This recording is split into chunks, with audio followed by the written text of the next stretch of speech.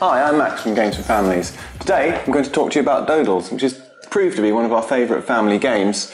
Published by KOSMOS, 3 to 6 players, around age, I would say 8 and up, although this says 10. Doodles is a very, very simple game. Essentially, you each make 2 or 3, depending on the player count, little clay models, and you go around guessing what each other's clay models is. If someone gets your model right, both you and they score points. So far, so mainstream party game, not very interesting. But in order to see what makes this game really good, you have to come a bit closer. So this is the little board that makes this a good game.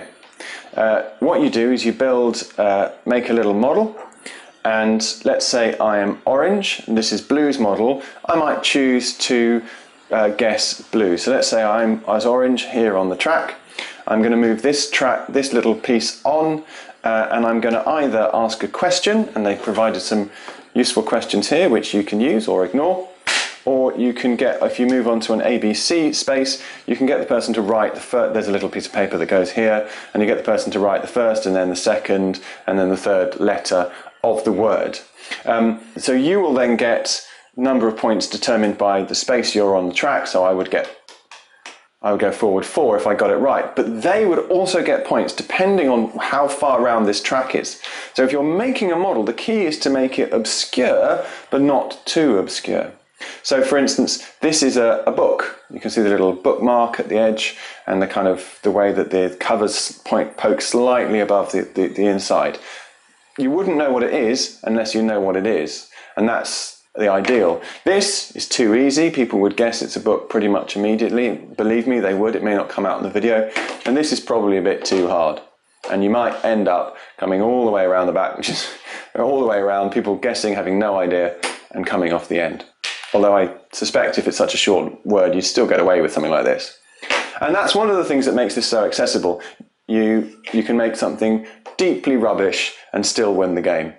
So what do we think of Doodles? Well, first of all, it's an extremely accessible game. We have a standard scoring, and one of them is accessibility, and I would give it a 5 for that. You don't have to be any good at making these plasticine models in order to play the game, in order to win the game. So it's a great leveler, that sort of mechanism of making sure that your models are not too good.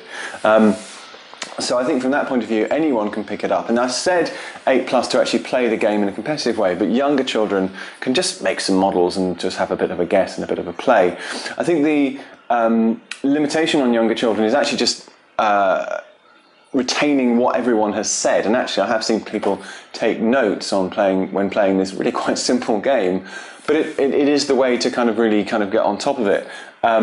So from one of our other ratings, the Fidget-free factor, it doesn't score maximally, but on the other hand, it has got this nice mechanism where you stay involved even if it isn't your turn. You get one of these cubes, and if it isn't your turn, you can throw into this nice little spout in the middle, and if several people throw in at the same time, it's the person who's closest to the bottom who gets to guess. It's still the person whose turn's first preference to guess if they want to. But I think it's nice though, because that person then has to make a decision. Do I guess? I'm not sure. This person seems sure, but are they actually sure? Are they trying to pressure me? So there's all of that going on in there. So overall, for Fidget-free factor, I would give it a 4. Tantrum prevention index is another thing that we score on. Very, very high, because actually even if it's not clear. I mean, obviously you can lose the game because you're not so far on the track, and that's how you score the points. You basically count points by looking at where you are, by moving yourself on the track. But you don't feel ever crushed, you don't ever feel beaten. So I think that's very, very good, and I give it a 5 for that. I've never really known any tantrums when playing this game, or any upset particularly. And then there's amaze balls. It's not great. I mean, it's not a place where a thing where you go, wow, that's so incredible.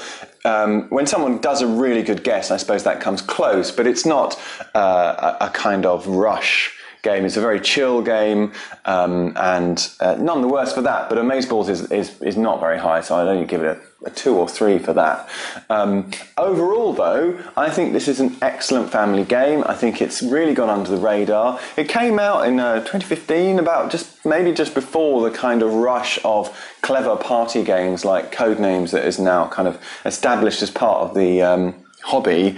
But I think it deserves a bit of a place there as, you know, as a family game, also as a game for adults after dinner or whatever. It's just really, it's kind of relaxing, a little bit taxing on the brain on the other hand, never boring, and just we've played the heck out of it since we've had it. We've almost run out of pads on the little things where you write down what you've made. So 2 thumbs up. I would give it overall an 8.5. Do check out Doodles, still in print, still available, reasonably priced, and let me know what you think in the comments. If we've got lots of other content similar to this at Games4Families, check us out on YouTube, Twitter and Facebook.